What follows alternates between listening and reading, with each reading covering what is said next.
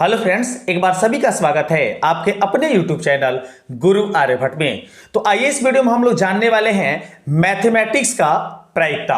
और प्रायिकता से आपके एग्जामिनेशन में काफी अच्छे क्वेश्चन देखने को मिल जाते हैं। और इस वीडियो को आपको देख लेने के बाद प्रायिकता से संबंधित जितने भी प्रॉब्लम हैं वो पूरी तरीके से दूर होने वाले हैं। तो वीडियो को अंत तक देखें और सारे पॉइंट को समझने का प्रयास करें। आइए सबसे पहले प्रायिकता को समझने के लिए कुछ मोस्ट इंपोर्टेंट बिंदुओं पर विचार करते हैं और उसे समझने का प्रयास करते हैं। आपके स्क्रीन पर यह रहा कुछ मोस्ट इंपोर्टेंट बिंदु। पहला बिंदु आपके सामने है इस प्रायिकता को दिखाने के लिए कि किसी संभव घटना की प्रायिकता एक होती है। आप गांठ बांध लीजिए कि कोई भी अगर आपके सामने प्रायिकता है और वो संभव घटना को डिनोट करता है तो उसकी प्रायिकता का मान हमेशा और हमेशा एक होगा। दूसरे पॉइंट को समझिए कि किसी असंभव घटना की प्रायिकता शून्य होती है, अर्थात जीरो होता है। अर्थात घटना कोई असंभव है, अर्थात घटित नहीं होने वाली है, तो उसका प्रायिकता हमेशा जीरो होगा। तीसरा पॉइंट समझिए, किसी घटना की प्रायिकता जीरो या जीरो से अधिक या एक से कम होती है। इस अर्थ को आप अच्छे तरीके समझें। किसी घटना की प्रायिकता हमेशा जीरो होगा या जीरो से आपका बड़ा होगा। अगर उस घटना को आप प्रोबेबिलिटी ऑफ इवेंट के द्वारा दर्शाते हैं तो उस घटना की प्रायिकता जो होगी जीरो से बड़ा होगा या जीरो के बराबर होगा। और एक बात और ध्यान रखेंगे कि ये प्रोबेबिलिटी का मान एक से छोटा होगा या एक के बराबर होगा। इसी जीरो और एक के बीच में प्रायिकताओं का मान निर्भर होता है, अर्थात एक से ना तो प्रायिकता का मान बड़ा होता है और ना जीरो से छोटा होता है। इस पॉइंट को भी आप याद रखेंगे। चौथा पॉइंट देखिए, चौथा पॉइंट है किसी घटना के लिए पीई अर्थात प्रोबेबिलिटी ऑफ इवेंट और प्लस में दिया गया है पीई डैश, मतलब प्रोबेबिलिटी ऑफ इवेंट के बारे में बताया गया कि कोई घटना घटित होने की प्रायिकता और उसे नहीं घटित होने की प्रायिकताओं का योग हमेशा और हमेशा एक होता है। इस पॉइंट का अर्थ यही होता है। पांचवा पॉइंट देख लीजिए, पांचवें पॉइंट में आपको क्या समझाया गया है। तो पांचवा पॉइंट है कि एक ही घटना के सभी प्रायिकताओं का योग हमेशा एक होता है। मतलब एक ही घटना के सभी प्रायिकता, जितने भी प्रायिकता निकाले गए हैं उन सभी को अगर एक साथ जोड़ा जाए तो प्रायिकताओं का मान हमेशा और हमेशा एक होता है। तो उम्मीद करते हैं पांचों पॉइंट आपको समझ में आ गया होगा, जो प्रायिकता बनाते समय काफी ज्यादा आपका मददगार होगा। तो आप चाहें तो इसे आप शॉर्ट स्क्रीन ले सकते हैं ताकि भविष्य में भी आप इसे याद रख सकें। आइए इसके क्वेश्चनों को देखते हैं और समझने का प्रयास करते हैं कि आपके पास कैसे कैसे और किस तरीके के प्रश्न प्रायिकता से दिए जाते हैं। और हम आपको यह बता दें कि प्रायिकता का पार्ट 1 पहले ही अपलोड किया जा चुका है। अगर अभी तक आप उसे नहीं देखे हैं तो उसका लिंक आपको डिस्क्रिप्शन बॉक्स में देखने को मिल जाएगा, आप वहां से जाके उसे आसानी से देख सकते हैं। तो चलिए इसमें शुरू करते हैं हम 20 नंबर प्रश्न से। और 20वां प्रश्न आपके सामने है कि 3 सही सिक्के उछाले जाते हैं तो कम से कम 2 हेड आने की प्रायिकता। अब 2 हेड आने की प्रायिकता को आपसे पूछा गया है, तो 2 हेड कब आ सकता है? या तो दोनों हेड और पहला टेल हो सकता है, फिर ऐसा हो सकता है कि पहला हेड हो, दूसरा टेल हो, तीसरा हेड हो, और ऐसा भी हो सकता है कि पहला टेल हो, दूसरा हेड हो, तीसरा हेड हो, और ऐसा भी हो सकता है कि वो तीनों के तीनों हेड हो जाएं। अब इस बात को समझ लीजिए, ये 4 ऐसे संभावना बनते हैं जिसमें कम से कम 2 हेड आने चाहिए। अब देखिए, इसमें कम से कम 2 हेड है, इसमें भी कम से कम 2 हेड है, इसमें भी 2 हेड है, और इसमें भी कम से कम, क्योंकि अधिक से अधिक हेड हो सकते हैं लेकिन कम से कम हेड की संख्या 2 होनी चाहिए, ऐसा सवाल पूछा गया है। तो इसकी संख्या हमारे पास कितनी हो गई? इसकी संख्या हो गई टोटल 4। और टोटल जो है 3 सिक्के को उछालने पर संभावना बनते हैं, वो बनते हैं 8। अब 4 से अगर आप 8 को कटाते तो 2 बार में कटता है और ऊपर 1 बचता है, मतलब इसका आपका राइट आंसर हो जाएगा 1/2, जो आपको देखने को मिल सकता है ऑप्शन नंबर ए में। मतलब इस क्वेश्चन का राइट आंसर होगा ऑप्शन नंबर ए। उम्मीद करते हैं कॉन्सेप्ट आपको समझ में आ गया होगा। और अगर आप नहीं समझे हैं तो पार्ट 1 जरूर आप इसे देख लें और समझ लें। 22वां प्रश्न देखिए, निम्न में कौन सी घटना की प्रायिकता नहीं हो सकती? तो घटना की प्रायिकता अगर 1 से अधिक है तब नहीं हो सकती, और 0 से कम है तब नहीं हो सकती। तो वैसे ऑप्शन ढूंढ लीजिए, आपको आंसर मिल जाएगा। 1.1 पहला ही ऑप्शन मिल गया, एक से ज्यादा। इसका मतलब आगे आपको देखने की अभी आवश्यकता नहीं है। इस क्वेश्चन का राइट आंसर होगा ऑप्शन नंबर ए, 1.1।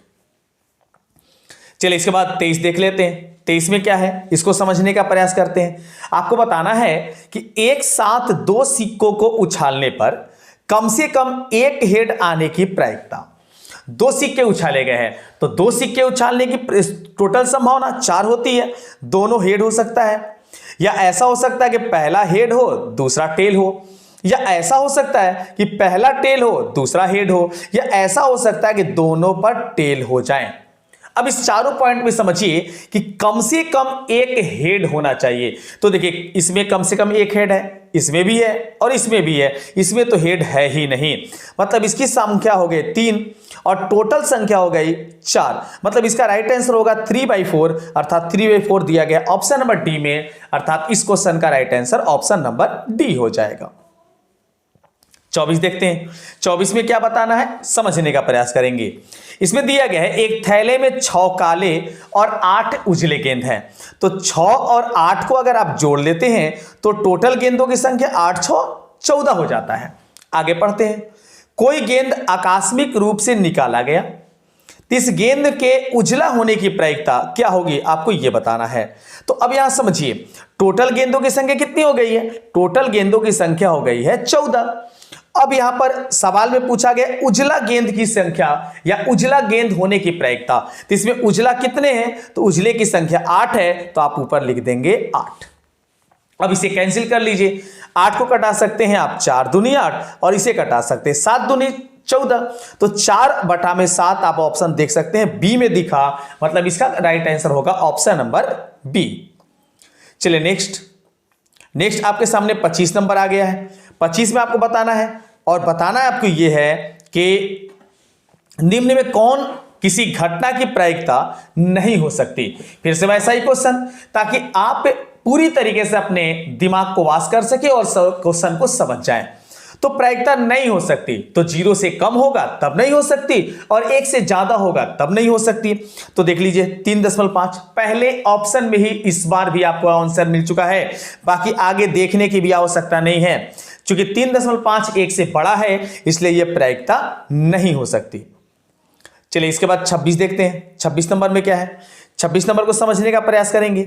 आपको इसमें बताना है किसी घटना ई के लिए निम्न में कौन सही है। तो घटना ई के लिए सही कौन सा है, यह समझिए। तो अगर आप इसके ऑप्शनों को देखते हैं तो पहला पीई, प्रोबेबिलिटी ऑफ इवेंट जो है 1 से छोटा होता है, तो यह सही माना जा सकता है। आगे ऑप्शनों पर विचार कर लेते हैं। पीई 0 से छोटा होता है, ये गलत है। पीई 1 के बराबर होता है, ये माना जा सकता है। और डी ऑप्शन है पीई बराबर -1, मतलब सबसे ज्यादा यहां पर सुटेबल आपको कौन सा दिखता है, तो 1 से बड़ा होता है, ये ऑप्शन भी गलत है।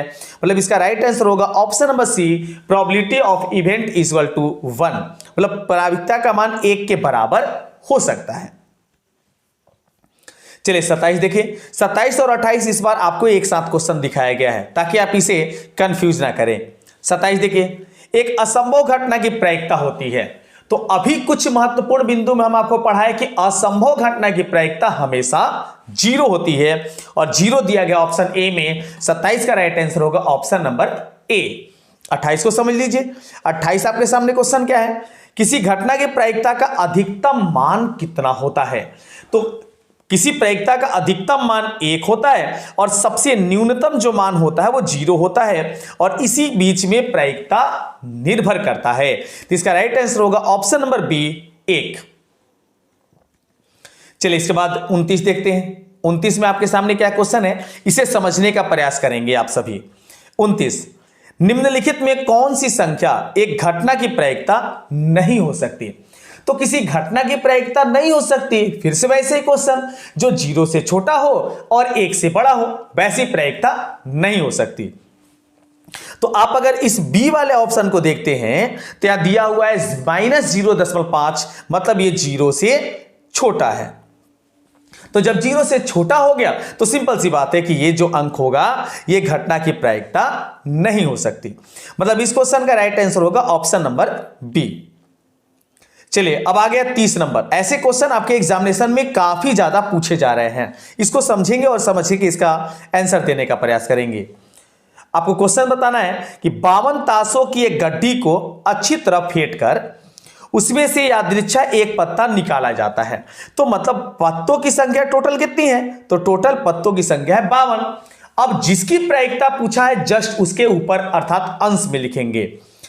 इसके काले रंग का बादशाह होने की प्रायिकता कितनी है, तो काला रंग का बादशाह कितना होता है आपको यह समझना होगा। तो काला रंग की बादशाह की बात अगर करें तो यहां पर देखिए काला रंग की बात कहा है, काला पान की बात नहीं किया है। तो काला रंग के बादशाहों की संख्या 2 हो जाती है, तो आप ऊपर लिख लेंगे 2। अब 2 से आप अगर 52 को कटाते हैं तो ये आपका 26 बार में कट जाता है, ऊपर 1 होता है, मतलब 1 बटा में 226 आपका इसका राइट आंसर होगा। Option B is right answer. आप कंफ्यूज नहीं करेंगे, काला पान के जो बादशाह होते हैं उसकी संख्या 1 होती है, जबकि काला रंग जिसमें चिड़िया भी आ जाता है वैसे बादशाह की संख्या 2 होती है। अगला क्वेश्चन देखते हैं, आपका 31 नंबर में है और 31 नंबर जो आपको सवाल है इसमें बताना है किसी पासे को फेंकने पर सम संख्या आने की प्रायिकता कितनी होगी।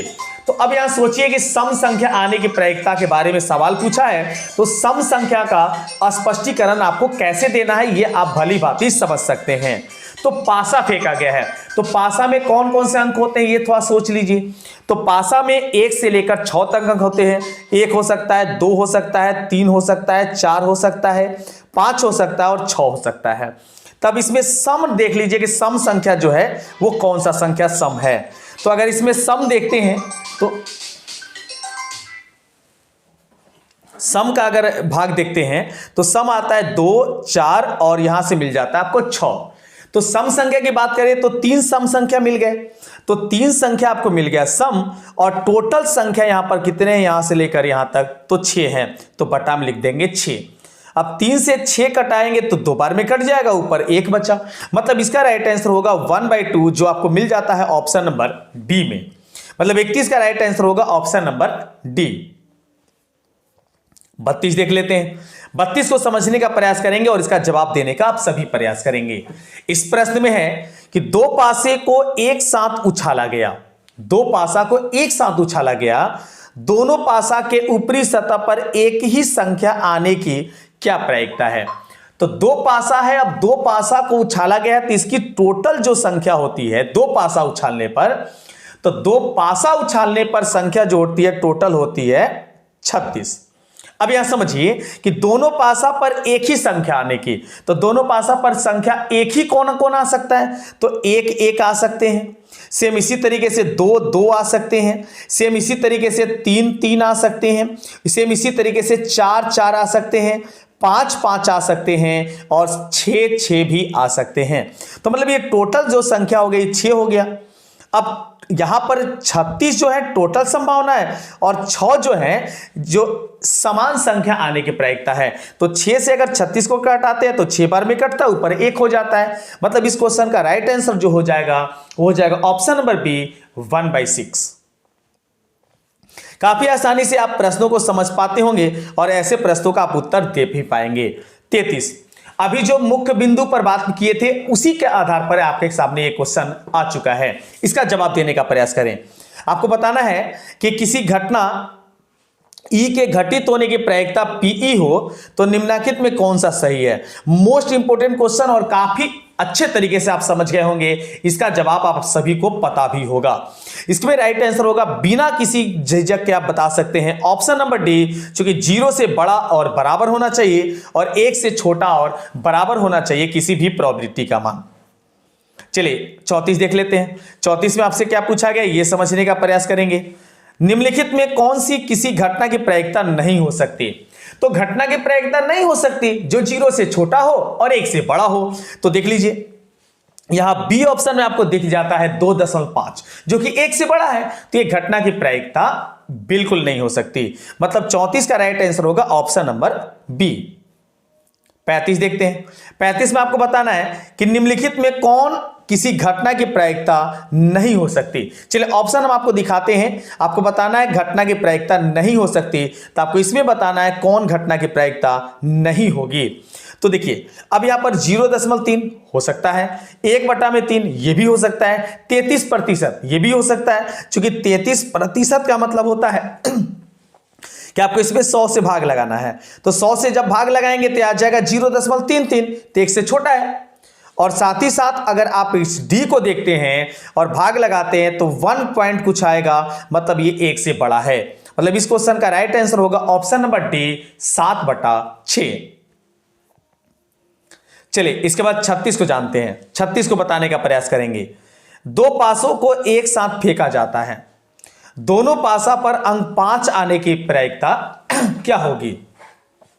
अब दो पासा फेंका गया है तो टोटल संभावना कितना हो गया? तो टोटल संभावना हो गया है 36। अब दोनों अंकों पर 5 आने की प्रायिकता, तो दोनों अंकों पर 5 आने का मतलब कि 5 दोनों पर एक ही बार आएगा, पहले पर 5 और दूसरे पर 5, मतलब इसकी संख्या जो हो गई 1 हो गई। तो इस तरीके से 1/36 बिना किसी झिझक के आप आंसर लगा सकते हैं। मतलब इस क्वेश्चन का राइट आंसर हो जाएगा ऑप्शन नंबर बी 1/36। चलिए अगला क्वेश्चन 37 को देखिए। 37 कुछ यूनिक क्वेश्चन हम आपके सामने लेने का प्रयास किए हैं ताकि आपके कॉन्सेप्ट को पूरी तरीके से हम समझा सकें। 37 देखिए, यदि किसी घटना के घटने की प्रायिकता P है तो उसके नहीं होने की प्रायिकता क्या होगी? तो जैसा भी जाने कि प्रायिकता किसी घटना की P हो और नहीं होने की प्रायिकता को P' से दर्शाएं तो इन दोनों का योग जो होता है ये 1 होता है। अब क्या है कि यहां उसे नहीं होने की प्रायिकता पूछा है, मतलब इसका मान पूछा, तो आप P को क्या करेंगे? LHS से भेज देंगे RHS में। तो जैसे ही LHS से RHS में भेजते हैं तो आपका हो जाता है 1 - P'।